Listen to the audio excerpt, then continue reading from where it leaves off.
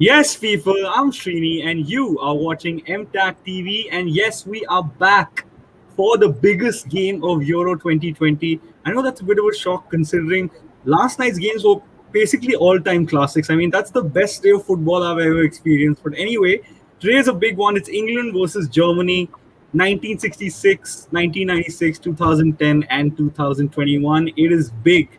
So let's not waste any more time. We're going to react to the lineups. By the way, we have seen the lineups, but we're going to fake react to them. So I'll read the England lineup, and then Abhinav, you will read the Germany lineup. So let me not waste any more time.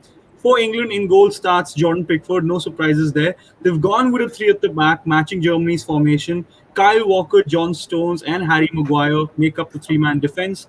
Right wing back returns Gareth Southgate favorite Kieran Trippier, and at left wing back you have Luke Shaw. The double pivot has Declan Rice and Calvin Phillips. And up front, you have Harry Kane, Raheem Sterling, and Bukayo Saka. All right, Abhinav, can you read the Germany lineup for us? Sure. So, no surprise in goal. It's the Germany captain Manuel Neuer on under the bar. Then the familiar back three of Matthias Ginter, Matt Hummels, and Antonio Rudiger, with Joshua Kimmich playing as the right wing back. Tony Kroos. There's a change in the center of the midfield with Tony Kroos pairing up with the match saver for Germany of the previous game, Leon Goretzka, in the center, and there's Robin Gosens expectedly starting at left wing back. And there's Kai Havertz starting with Thomas Muller this time around in a attacking midfield too, to try and stretch into the England defenses, with Timo Werner leading the lineup. Yeah, fair points, fair points. So I'll go to you, Samrid. Let's touch on that England lineup. Interestingly enough, they have gone with three at the back. It's a very defensive system. So what do you make of it? I think I can understand where Gareth Southgate is actually coming from, because we saw that the Germans, if it comes down to just playing football, one team versus the other, the Germans will dominate the English side. And the only issue I have with the starting lineup is that if you're going with three defenders at the back with Walker, Stones, and Maguire, I don't understand why Calvin Phillips and Declan Rice play, because I mean, before Calvin Rice used to go ahead quite a bit before Marco Bielsa joined Leeds United, and then his role got to a more defensive understanding. But as Calvin Phillips said in his pre-match presentation, that we have to take more risks, and they have done the complete opposite. But I can understand where Gareth Southgate is coming from. I feel he wants to be resolute. He wants to be compact at the back. At least he needs that protection for his defenders. Another interesting point for me is Luke Shaw at left wing back. He's not particularly played in that position that often. He's more of a traditional left back. There's a lot of difference between a left wing back and a left back and how they play. So I'm excited to see how Luke Shaw plays there. I mean, he's a bowler at the end of the day, so I expect him to do well. Srini, what are your thoughts on the lineup? Yeah, I mean, I second your thoughts. I understand why Gareth Southgate has gone for this lineup. Firstly, I think this is the kind of game where, ideally speaking, just on paper, Gareth Southgate should really do well, because he is prone to being very conservative, being very defensive. And yeah, I think if you tell him to sort of boss the Czech Republic, he, funnily enough, can't do that because he doesn't have an expansive system. But in this particular case, he has to be defensive because, as you said, you know what Germany did to Portugal. I mean, Joshua Kimmich offers such a unique threat down that right-hand side because he's pretty much two-footed as well. He's just an exceptional footballer. Robin Gosens as well, but probably the standout performance of Euro 2020. So you just can't afford to take that risk. And Kyle Walker, he won't offer a lot going forward, but defensively, he has proven that he's excellent. He did really well in the Champions League against Mbappe and Neymar as well.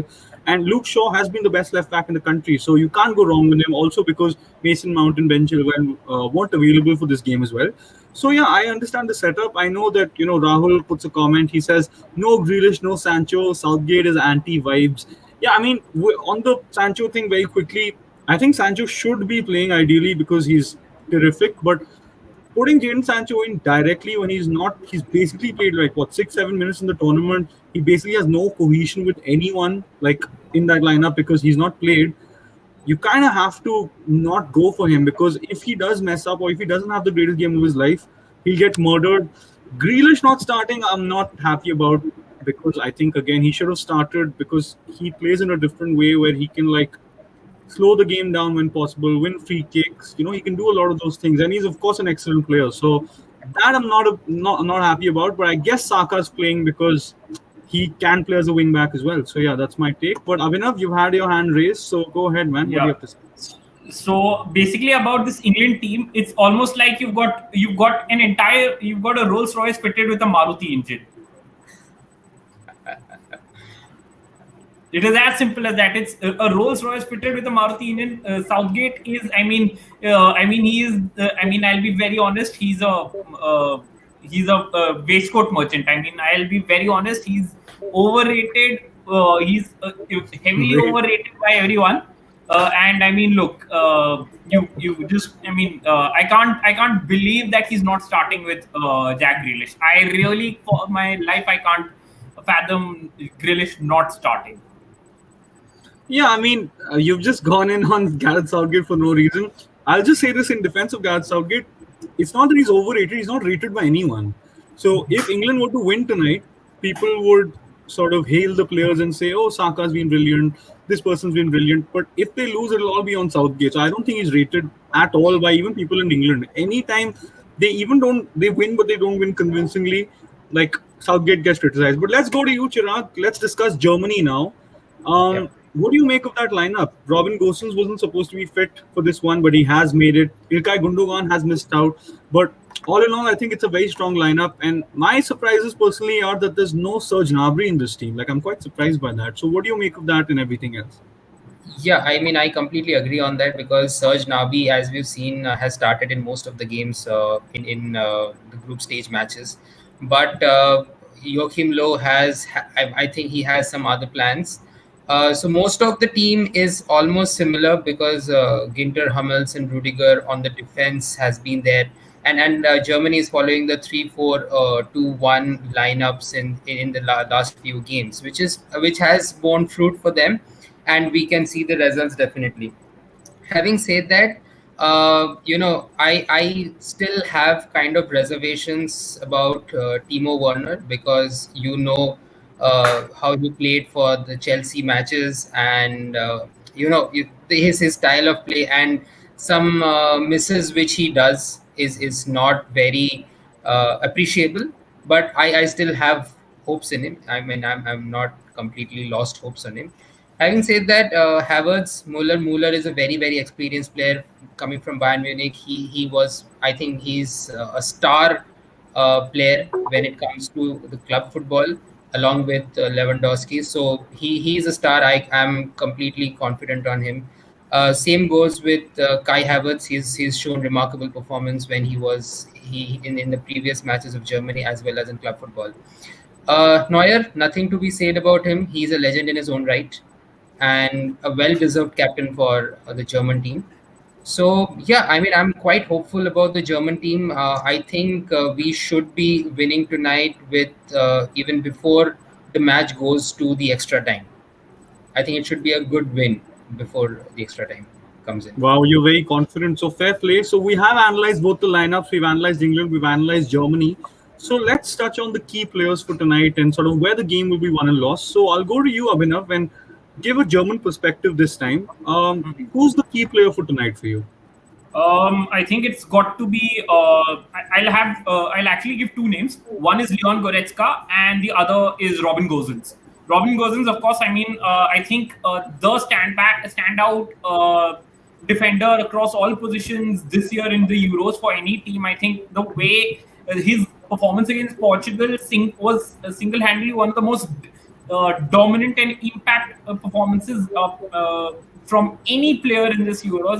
The way he just came in and rammed right through the Portuguese defenses. It was quite solid. He forced an own goal, created a goal, scored one himself. He was right. He was a proper rash on the in the Portugal side. So he's got a good test ahead of him. He's got Kieran Trippier who has a real tough job to try and handle the kind of the dynamite that Gosens has going forward. And the other, I think, Leon Goretzka, because one, I think Germany need somebody who's dominant in the air from the midfield, can win those can win those duels, those midfield duels in the air for them, because Goretzka because Gundogan, for all his riches going forward, he can be a little suspect at times in duels and all. And I think that's where somebody like Goretzka comes in with his height and his physicality, and also somebody who's got a great long range shot on him. So if Germany are in a bit of a prickly spot, then I think Goretzka has a pretty decent range out from wide from a long shot to go in. Yeah, and shout out to Goretzka for his celebration in the last game as well, like raising a very important message. So yeah, I think he's going to be great in this game. And as you mentioned, Gundogan is not a box-to-box midfielder. Like, he's a number 8 or a number 10. So yeah, I mean, it's not nice to say that's a blessing in disguise, but it is that he's kind of missing out. But let's touch on the comments, and then I'll go to Samrid. Rahul says, yeah, it's too late. It's all right, though. Sancho gets rest ahead of United. I mean, these guys don't stop with the Sancho stuff, man. Break, for God's sake. Ariman Mishra says, Saka is the man. Hashtag yeah, Ganesh, yeah. Please let me have this. He's our only star. He is. You know what? In the last live, I did say this. There was this big negative attitude about Saka starting. And that kid is a superstar. So, I mean, I do hope he has a great game. Special player. Ariman Mishra once again says, I'd rather have Ter Stegen than Werner. Come on, man. That's harsh. I think if Werner sorts out his finishing, he is an absolute menace to play against. Trust me, when he plays up against you, you're genuinely scared. Daksh Varyani says, after being so defensive today and having only 3 players up forward, I hope Kane gets to be in his natural position and doesn't come at the back to provide support. All right, a lot of comments, and then we'll get into it. Samrit, let's go to you for this one. I have 2 questions for you. Obviously, the first question is, who's your key player? And also, like, how do Germany deal with the threat of Kimmich and Gosens? Because I think Gosens gets talked about a lot, but Kimmich doesn't get talked about enough, I feel. Kimmich distributes the ball to Gosens so that he can do everything he does. So tell me what you think about all of that, and how do England stop that? Firstly, in line with Daksh's comments, I think my key player is going to be Harry Kane, and simply because when I was checking the top scorers before joining the live, I didn't see his name, and it is very rare to not see Harry Kane's name in a list which has top goal scorers, right? Yeah. And I expect Harry Kane to at least be in his natural position today. I mean, he does track back a lot for Tottenham too, but he's mostly playing forward. So I hope we get him in more goal scoring positions, because the tournament without Kane being in the top goal scorer is not representative of who Harry Kane is as a player. For your second question, yes, I agree. In fact, I feel Joshua Kimmich is the most underrated star. I mean, sometimes you rate him correctly, but he's often so many times like he's just underrated. And imagine having the qualities of like a great midfielder and defensive qualities that can play in both the positions. So I feel that right wing back position is absolute, and it's going to be a game which should involve a lot of fullback duels. You know, Luke Shaw, Kimmich, Gosens, and Trippier. It's going to be a game with a lot of there's going to be duels between the fullbacks. They have to take it. They have to go forward and take it to heart that they get past each other. They defend each other, and yeah, I think I'm really excited to see how the fullbacks are going to perform today, because I feel even Luke Shaw is the best fullback coming out of England, and for the left side of Germany you have Gosens, who's been absolutely monstrous. So yeah, I'm damn excited to see what the fullbacks have for us today. Yeah, man, fair point. I just feel that, I mean, people love to hate on Trent Alexander-Arnold. He'd be perfect for this kind of a game. Like, considering England barely have any attackers, like Trent's distribution, his passing, he'd just be immense for this game. There's not a fullback who comes close to him in that respect. So, unfortunately for England, they don't have him fit and ready to go. But yeah, I mean, it's a bit of a weird one. When we're talking about key players, my key players are Kyle Walker and Luke Shaw. Just because I think what they should do is they should get on a FaceTime with Reece James and Ben Chilwell and ask them how they pressed the living hell out of Riyad Mahrez in that game and Raheem Sterling. Like, their pressing was so good that the only option that the pair had was to go past their wing back, which is obviously not an ideal situation because there's no winger who can just beat their fullback one-on-one every time. It's not going to happen. So I think if Kyle Walker and Luke Shaw do that, you cut off the natural width that Kimmich and Gosens provide. And if you do that, I mean, it really is game on then, isn't it? And I think in that sense, I think Walker and Shaw are going to be very important, more than Trippier, I think, because I just think what Walker offers defensively, I'd want him to do that job as well. But yeah, Trippier as well, he has to do the same. So yeah, I think Trippier and Shaw have a very, very important role to play in that sense. And yeah, and that kind of answers the same question that I had to you. I think if you stop that threat from out wide, Germany are, with all due respect, quite an ordinary team as compared to its predecessors. Like, this is not a special Germany team at all. It's a very capable Germany team, something that you will always get in every tournament. That's what Germany bring. That's why we all love watching Germany. They're always fun to watch. They're always going to make sure that you're on the edge of your seat. But ultimately, this team doesn't have the minerals that its predecessors had. So I think those wing backs really make it special. If we didn't see that performance against Portugal, I mean, let's be honest, we wouldn't be rating them like we are rating them right now. So I think it's a very obvious threat that Germany offer, and England must have surely prepared to stop that, because if you don't, you'll get absolutely murdered. But I'll go to you, Chirag. Let's talk Germany once again. From a German point of view, do you have a key player who isn't Joshua Kimmich or Robin Gosens? Yeah, I mean, for me, my two key players would be Tony Rudiger and Kai Havertz. Because Tony Rudiger, why? Because if you see the defense which he does, I mean the defending which he does, it's just amazing. Because any player, when he starts with that pace and he comes towards the goal line, he's just there, and he literally can track almost any player. So I love his style of play, and that is the reason why I think as a left back, he's the ideally suited to stop an attack from somebody like Saka or maybe Sterling.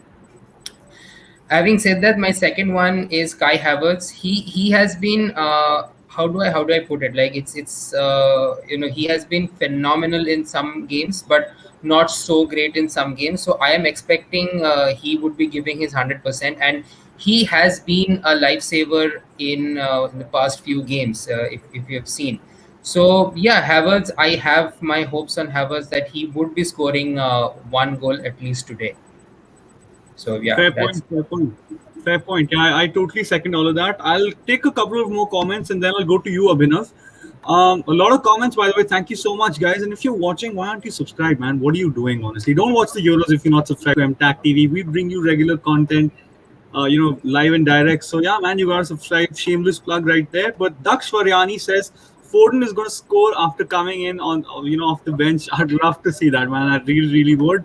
Rahul Warrior says I need Werner to cash in on his XG today, just for the narrative and Twitter bedlam. Yeah, man, I'd love to see that as well. I mean, Timo Werner gets so much stick that it'd be nice to see him do the business. Arnav Deshpande says, all right, it's another comment. Sorry, just give me a second. Okay, there we go. Daksh Varyani, अच्छा नहीं वो तो comment हो गया. Sorry. Arnav Deshpande says, who's creating this England 11? Can't see anyone picking out passes. Get the need to sit back a bit, but you got to get goals too. That's a fair point right there, and I agree with that as well. You know what? Jordan Henderson not being fit is such a big blow. No one has his passing range. If he was available for this game, that comment would not be relevant, but it is. And Daksh finally says Phillips will have to have a big game today. If he doesn't provide chances, then it's a clear win for Germany. All right, a lot of comments, a lot of takes. So, and Arnav Chawla, okay, he's a big England fan and someone who's always on the panel. He says, totally understand a cautious approach tonight, but you need to have someone that can make things happen in the transition. Big game for Shaw and Trippier. Fair point. I totally agree with that. I don't think we should talk about changes and things like that, because that can't happen now. We have the lineups ready. There's nothing you can do. So I think let's touch on a couple of points right here. So I'll go to you for this, Abhinav. What do you make of the Leon Goretzka inclusion? That's one question. And second question is, what happens in case Robin Gosens and Joshua Kimmich are stifled? What do Germany do then? The reason I said he was one of my key players when I was giving my take on him, because one, I think you need somebody who along with Kroos can can win those second balls in the aerial duels. I mean, he's got the height, he's got the physicality to do it.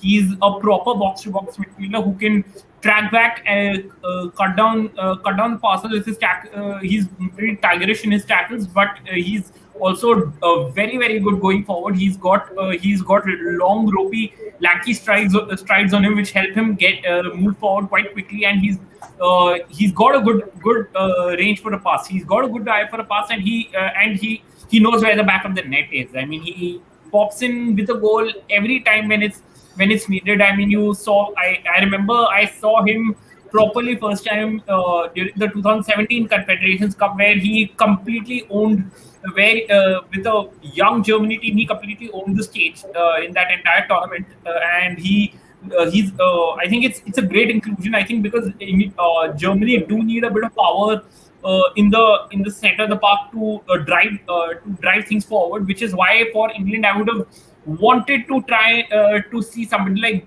Jude Bellingham come in to start alongside the Declan Rice, because you need especially if you're playing with wing backs, you need to have that one midfielder who's ready to shuttle between the boxes and create those chances going forward very very quickly, with something like a Bellingham would have done for England, and Goretzka does for Germany. So I think it's going to be very very critical that he puts in a real dynamite shift today. And if Gosens doesn't fire, look, I mean, this is where I read a few comments about Timo Werner. Timo Werner will have to have a big game, because with his pace and his ability to quickly find spaces, he'll have to be the guy who gets guys like gets Thomas Muller and especially Kai Havertz into the goal scoring positions.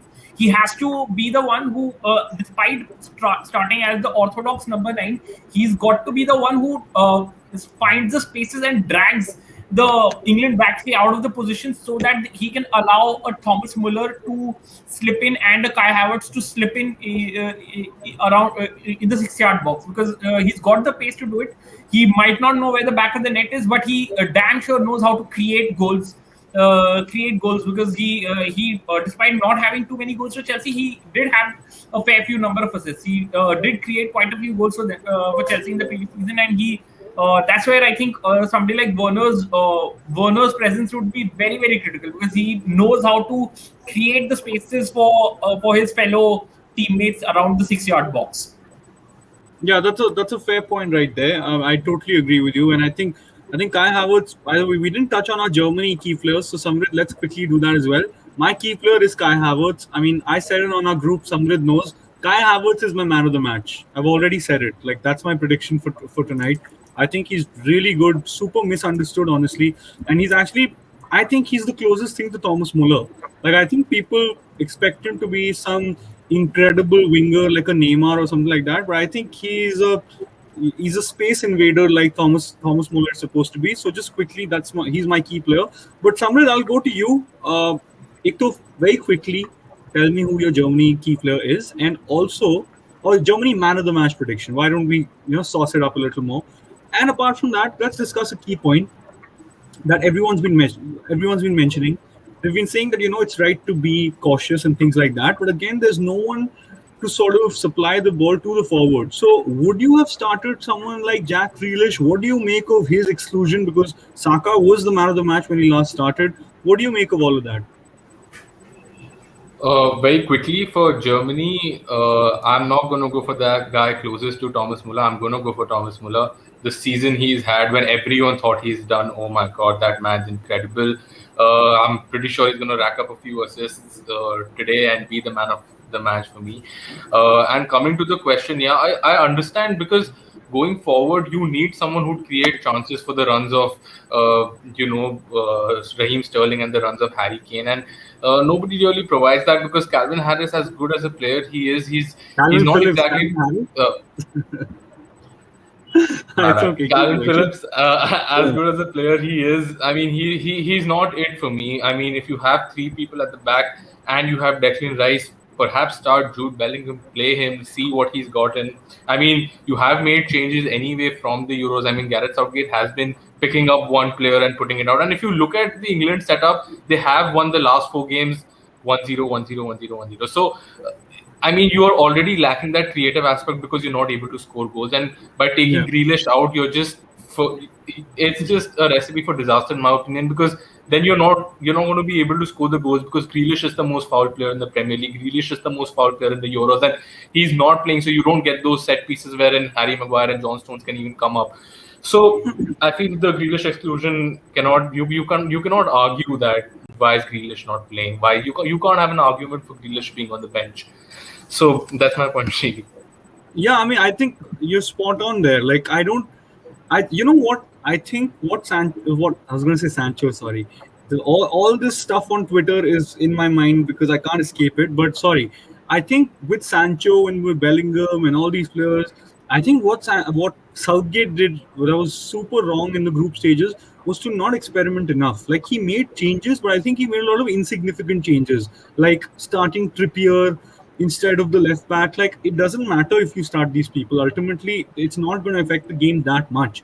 He should have experimented a lot with the front line. Like, he should have played, say, Marcus Rashford and Sterling in one game so that you know what just blatant pace does. In one game, you play Grealish and Foden, and you play Foden on the left, maybe Grealish on the right, or you switch it up. In one game, you do something else. Ultimately, you're supposed to win those games anyway. Like, the Scotland game was built up to be this huge thing. But ultimately, like, Scotland are 44th ranked in the world. Like, you should be like absolutely destroying them. So I think it's reached a point where now if you play Bellingham and now if you play Sancho or whoever it is, or it's just, you're just putting a lot of pressure on them, because you're saying, all right, this is the biggest game of your life.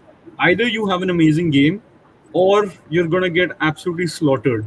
And that's not fair, especially on someone like Bellingham, who's like 18 years old. So he should have made the changes like back then. If he did that back then, these players would be starting and it'd be great. Like, Sancho not starting is still fine. I mean, it's not an issue. Grealish should have played. Like, Grealish is the one who's going to stop Germany from, even in the defensive areas, like, he's going to win the ball, he's going to win a foul and just stop Germany. Like, it's kind of like having an extra defender. So I just don't understand why he's not played, and especially, and I'm not even talking about his creation. I'm just talking about how he can slow things down. Like, that's another way of defending. Defending is not just booting the ball out, because ultimately Germany will score. So what's your plan B? Considering you don't really have a lot of pace up front. Kane is not fast. Sterling is. Saka's not known for his pace. So I don't understand what the plan here is to attack. But Samrit, you want to add to that, and then we'll go to Chirag? Yeah. Just quickly with respect to what you said, even if you look at the stats, they completely back the argument you're making, because England are last in the Euros in ball recovery. So, and they're not creating enough chances for them to score many goals, and their passing is less than, at least percentage-wise, I think they're 87, Germany is 89% in terms of successful pass. Everything improves if Grealish is on the field. And with him being off the field, all of these stats, they just become worse. So, I mean, I thought England should have taken the initiative today, but it seems like they're okay to be sitting behind. Yeah, man, fair point. But let's go to you, Chirag. We've touched a lot on Germany. We've touched a lot on England. You also touched on your Kai Havertz point, and you were bang on. So, guys, let's do something else now, right? And I'll go one by one to you guys. Firstly, quickly tell me your man of the match. I said Havertz. Samrit said Thomas Muller. So quickly tell me that, though no analysis needed there. And also, more importantly, and you can analyze here, name one player who you think can change the game off the bench. Chirag, let's go to you. Right. So I completely agree with you, Srini, that even my man of the match would be Kai Havertz, because I mean, I do have a lot of hopes on that guy. He can be a game changer as far as I think. And one guy from the bench who can be a game changer is, I think, Leroy Sané, if he's sub. Leroy Sané has been that guy who is there but has not been appreciated enough. If you see his gameplay, he's somebody who can definitely supply that ball to the front to score that goal. He's there behind the curtains, but he's not well appreciated. So I think he's somebody who should be substituted after halftime, and I think he can do wonders tonight. Great pick. I just very quickly, I just hope that Sané is played on the left. Stop playing him on the right. He always looks like garbage on that side. And I'm a City fan, so like I don't have any. I love Leroy Sané. He just looks terrible on the right. Please don't do that to him. He already looks like mentally he looks pretty finished, which shouldn't happen to someone who's so good. Rahul with a comment, he says Timo man of the match. Whew, that is a bold shout right there. And Grealish off the bench. Great shout, to be fair. And Mayank Bande, sorry bro, I always butcher your last name. He says Sane will surely change the game, just not sure for which side. That was a good one actually. I'll give you that one. Abhinav, for you, let's go to you. Quickly, your man of the match. And also, what else? One guy is going to change the game of the bench.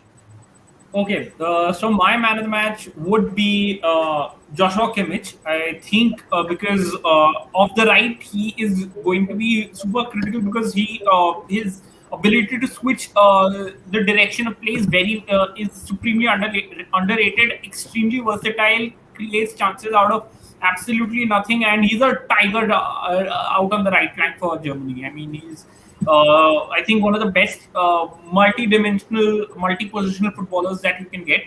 So the other and my game changer off the bench, I think it's between. It's a hard pick for me because I'm switching constantly between Serge Gnabry, Timo Werner, Leroy Sané, and a very underrated pick, Kevin Volland from the Monaco striker. Because if you've actually seen him play in the Liga, he's been one of the highest goal scorers for Monaco, and his assist rate has been phenomenal. He creates. He's pretty physical. He's a workhorse, and he creates spaces very, very quickly. I mean, he's a bit like he's a bit like Werner, but he knows where the back of the net is. Though, so I think one of those three. I think I would, but I would plump for Sane as well. Fair points. Samrit, I'll go to you, and then you can ask me as well. Let's be honest, we're not very optimistic about England tonight, but if you had to pick someone who could either be a man of the match or change the game off the bench, you can pick both. Who are yours? Who are your picks? Off the bench, I'm going to go for... I would have gone for Jadon Sancho, but he's probably not going to feature. I'm going to go for Jack Grealish, actually, because I think he improves England in all facets that they're actually lacking in. And that is a quality that every player should have on their team. I mean, you need to improve a team when you come on. So, I hope that him being benched has fueled him to come out and be at his absolute best. So Grealish off the bench and man of the match performance. For me, I'm going to go for Raheem Sterling. I think he's going to make a few runs. He's going to time his runs well, and he scored a couple of goals. So I hope we are slowly getting to see the Raheem Sterling we know, and he's going to be the man of the match for me today. What about you, Sheeny? Yeah, great shouts, and Daksh kind of agrees with you. He says Sterling man of the match. Although he says Foden game changer, very possible. Aryaman Mishra as well says Grealish off the bench and Saka man of the match. We get it, Aryaman. You support Arsenal, man. We get it. For me, man of the match wise, it's a tough one, man. It's really is a tough one. The thing is, the only player who I can genuinely see scoring a goal is Raheem Sterling at this minute. And yeah, we'll go to you, Chirag. So I'll go for a defensive player. So I'll go for Kyle Walker. Maybe I'll go for Kyle Walker. It's either Kyle Walker, Harry Maguire, one of these guys, honestly, because I think you need those guys to step up tonight because that's how he's set up, right? And one player who can change the game off the bench, again, I would have gone either Jadon Sancho or Phil Foden, but he doesn't like Sancho very clearly. And Foden, he plays on the right and he's not a right winger, so you have to go for Jack Grealish. We don't have to talk about how good Jack Grealish is, but yeah, Jack Grealish offers something different. So yeah, I'm going to go for Jack Grealish. Chirag, you wanted to add to that? Mute. Can't hear you. Mute. Sorry. Yeah, I just have one small question for all of you. Do you think that Arsenal players are doing way better when it comes to their national teams? Because yesterday we saw Xhaka's performance as a Swiss player. Oh my God, that was crazy. And I'm expecting a really good performance from Saka. So what do you guys think? Like, when they're club players versus when they're national team players? Samrit, do you want to take that? There's a stark difference. I don't particularly agree with that simply because Bukayo Saka has been class for Arsenal. I mean, he had a rough patch before he got selected for the Euros, but everyone knows of his quality. Everyone knows what he brings, and which is why a very young Saka was brought into that Arsenal team. And as for Granit Xhaka, concerned, I feel like we've seen 3-4 games off of him at an international stage, at least in the Euros 2021. When a player like Granit Xhaka plays for an entire season, he has that mistake in him wherein, sometimes he just switches off, and so that is something that you will see with Granit Xhaka at any club level. Not to take away the performance that he had yesterday, an incredible performance, but I don't particularly agree with that. I feel you also have to see players when they're playing a season long with the clubs, and when they're playing a format such as the Euros, wherein the format is harsh, whatever said and done. It's just a very few games to prove yourself, which is why even the likes of Bruno Fernandes getting dropped was a harsh decision. But the format is such that you have only limited opportunities to prove yourself. And yeah, everyone knows of the quality of Granit Xhaka and Bukayo Saka in any way, because so I believe, yeah, he had a great game, and probably Saka is going to have a great game either. But I know these guys are quality, and yeah. What about you, Sheeny? What are your thoughts on Arsenal players not performing well on club level? No, that's perfectly put. Daksh also comments saying Pogba. It's the same thing. Like Pogba, let's have it right. Pogba has been the best player at Euro 2020. I don't think there's any argument like when it comes to that. There's certain players who've had like one good game and two good games. Pogba has been pretty dynamite in every single game. But over a season, you'll see Pogba not tracking his marker. Pogba probably not putting in a shift, like things like that. But in an international tournament, these kind of players are perfect because you have 5-6 games and they look dynamite in them. So yeah, and again, like there's certain players who, don't particularly do it at the international stage. In fact, most players don't do it for both. It's either one or the other. Romelu Lukaku is one of the only ones who does it for both. Like Ronaldo, you can say as well, but Ronaldo's performances, if we're being very honest, have not been great at Euro 2020, and he scored like 3 penalties. I mean, let's have it right. Like his game involvement is very, very minimal. Muller is one of those guys who can do it for both. So yeah, I mean, I just think whenever someone sort of singles out a certain player for, oh, you don't do it for this team and that team, no one actually does it for both. So it's fair. But yeah, fair play to Xhaka, man. I mean, he did well. He did do very well, and he's going to Roma. So yeah, I think Mourinho is getting a pretty quality player. Ivan Mishra with a sad emoji says Mourinho sniping him to Roma. I mean, you should be kind of happy, man. Xhaka has been pretty poor for you guys. Let's be honest. I mean, come on, he's very limited. Like in games where he gets really pressed, he'll make that error. But his passing range has always been phenomenal. But anyway, enough about Arsenal, guys. I'll go to you, Abhinav, by the way.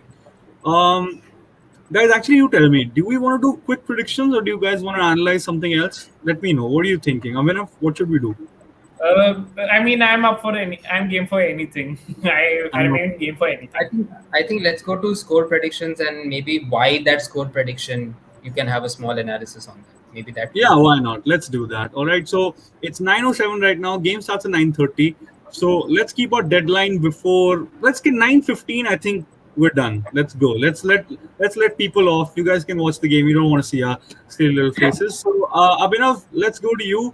What's your score prediction and who are your scorers? Germany winning 3-1 in 90 minutes. I'll actually improve it. Germany winning 4-1 in 90. Woohoo! Okay. Fair enough. Germany. Scorers? So I've got Thomas Muller scoring a brace. There's a goal for Leon Goretzka, and I foresee Mats Hummels header coming in. Okay, and any analysis? What do you think? It's because Germany will be more willing to go on the offensive against this very defensively minded England team. And like you guys said, England on the transitions do not have too many game changers on the pitch in their starting 11 who can create chances out of anything. Germany have those guys littered right through. I mean, you've got through the midfield, you've got Kimmich. Kroos he's a metronome. Goretzka, we've spoken about how he can do it from anywhere across the midfield park, and Gosens we already know. And in that front three of Muller, Werner, and Havertz, it's a very interchangeable and fluid front three that can stretch and drag the England defenses out of position. And despite them packing it up with a back five and 2 defensive midfielders, it's and Bukayo Saka to track back as well. It will leave them. It will leave. Germany will be able to find spaces through it. Yeah, fair point. 4-1. I mean, as Rahul says, 4-1 would be sensational entertainment. Yeah, we'd love to see that. And imagine a 4-1 Especially after last night's games, I'm spoiled. That's football to me. I'm not accepting 1-0 and 2-1. Forget that 3-3 comebacks, penalties, all of that good stuff. But Chirag, let's go to you. Prediction, scorers, analysis. So I'll go with a 4-2, 4 for Germany, of course. Wow. Yeah, I'm expecting a goal from Kai Havertz and Timo Werner. I hope people don't make fun of me after this YouTube live. And the last two goals would be one I'm expecting from Toni Kroos and one from the bench, Serge Gnabry. So these are my 4 goal scorers. And why? Because we have discussed about Kai Havertz and Timo Werner. We know what they're capable of, and their pace, their finishing. We know how good they are. Serge Gnabry, I'm expecting him to come from the bench. If he doesn't, I mean, my prediction goes for a toss again. But yeah, so I'm expecting, and Kroos, I'm expecting him to possibly score a header from the corner. So this is what I think. It's more what I believe in, and yeah, this is my prediction, and this is my score analysis. Fair point. Did you mention your England scorers, or did I not hear them? No, so England scorers, again, I would be expecting one from Sterling because his pace is just too good. And I hope that even if he falls back on a few occasions, there are people who can there are players who can back him up. Because generally there has been a lot of instances where players are not backing up the forwards especially. So yeah, one from Sterling. And the other one from Harry Kane, the man himself who has saved Tottenham in a lot of occasions. Yeah, absolutely. So 4-1, 4-2. Man, if this is what's happening, then I mean, strap me in. But it's probably going to be a boring nil-all. I'll take a couple of predictions from the guys, and then I'll go to you, Samrit, and then I'll give my prediction as well. So Duck says 1-0 England win in 120 minutes. Foden scores. Dude, you're so biased. I love it. I absolutely love it. Ariman Mishra says Germany for the W 2-1. Drop your scorers as well, Ariman. I want to know who you think will score. And if one of you gets your prediction right, you'll get a brand new nothing. I'm joking. You're not going to get anything, but drop your predictions down below. Anyway, Mayank Bande says 4-1 Germany. Sterling, Kai, Kroos free kick, Werner and Muller. Man. It could happen. Like, I'm very confused, honestly, with what's going on in my mind right now, predictions-wise. It could be anything. Harshvardhan, one of our own big Germany fans, says he's playing with 7 defensive players. Let's just thrash them 3-0. Yeah, man, the great prediction. And Ronaldo 1-3 rocks with a very subtle 5-0 to Germany prediction. So, Samrit, clearly, England are not favourites going into this one. But what's your prediction? Who are your scorers, and how do you see the game going? I mean, I actually genuinely don't understand where 4-0s and 5-0s and 4-1s and 4-2s are coming from. England have had the best defensive record in the Euros. They haven't conceded in over 400 minutes, and they're playing with an extra defender, and they have a pivot of 2 defensive midfielders. So I don't expect them to. I mean, I can be wrong, of course, but 4 goals is too much for that English side to concede because what they're built off of is being defensively resolute, at least in the Euros 2020. And if they're not even able to take that, then it doesn't deserve to come home at all. What I am going to go for is a 2-all because I've been spoiled from yesterday, like you, Sheeny. I want to see it go all the way to the penalties. I want to see our favorite player of all, Jordan Pickford, do his thing. I mean, unless he's subbed off. But I'm going to go for a 2-all, and my scorers are going to be a Harry Maguire header and the other Harry Kane who's going to score. And mind you, Raheem Sterling is going to have a great game. For Germany, let's say Thomas Muller scores a goal, gets an assist, and Serge Gnabry off the bench comes and pulls 1 goal in. So, what about you, Sheeny? What are your analysis and goal scorers? Are you going for an England win? That means on penalties. Yeah. Woo, on penalties. Love it. You know what? I'm starting to get kind of excited about the game. Chirag, you were saying something? Yeah. So you think with Manuel Neuer on the goal in penalties, England has a chance to win? I have my doubts on that. He's just a spider on the net. He's just there. Yesterday, Sommer saved a penalty from Kylian Mbappe. Anything can happen in football. It's more than a game. It is what it is. Completely agree. Yeah. Love it. Love the shameless. It is more than a game, guys. Subscribe to the YouTube channel now. I'll just take a couple of the more predictions, guys. I love it. You guys are dropping so many predictions. You love to see it.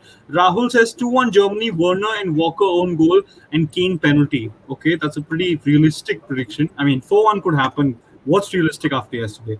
Ariman Mishra says Muller improves each assist with Havertz and Gosens, putting them in. Grealish assist with Sterling scoring a goal. Okay, fair enough. Daksh, who's a big City fan, says Trippier OG kar do yaar, Walker nahi. Fair play. Chinmay Khandekar says expecting one OG as well. 3-1 to Germany. Tell us your scorers as well, man. We love to know. Because when we're on the group, like Samrid and I tag each other, oh, our analysis was right or it was wrong. So yeah, do that, man. Do that. We'll have the receipts. Ronaldo 1, 2, 3 rocks with my favorite phrase. He says Miroslav Klose to score a brace, Lam, Podolski, and Neuer to score. Well, yeah, I think that's what happened as well. And Aryaman says, oh, Harry Maguire header. Big Sam is ambitious today. Dude, Harry Maguire could do it, man. If you saw his performance against the Czech Republic, I was very impressed. His passing it's amazing. Okay, 9:16. Chalo. So I'll try to wrap this up. I am with you, Samrid. I don't see where the 5-0s, 4-0s are coming from. I mean, it could happen. Obviously, we can't predict the future. But I'm going for a pretty boring, stale 2-0 Germany win. I think they'll score 1 in the first half, the second, and the game it could even be 1-0. I expect quite a boring game just because Germany will keep going. England will keep losing possession. They'll keep defending for their lives until they bring Grealish on to make something happen, and probably won't. So I'll go for a 1-0 Germany win. Pretty boring, I know, but I'll go for a 1-0 win. And I'll go for Leon Goretzka to score, which kind of goes against my Kai Havertz prediction. But I don't know. I just don't see a lot happening today. But I hope it does. My man of the match is still Kai Havertz for some reason, but I'm kind of confused between Havertz, Muller, and Goretzka. These are my 3 main picks. Goretzka is going to be crucial today. And yeah, I kind of analyzed it because England are too defensive. Germany are going to keep going. Yada, yada, yada. But anyway, thank you so much for joining us, guys. Thanks so much to you guys for joining us as well. You got to subscribe to MTAC TV. You'll see analysis like this every day for the Euros. We're dropping content daily on the website. Go check it out. It's in the description below. What else? You've got to follow us on IG, Twitter. We don't use Facebook, and don't follow us on Twitter and Tinder and Bumble unless we get a sponsorship. Then do please follow us. But anyway, thank you so much for joining us, and until next time, we move.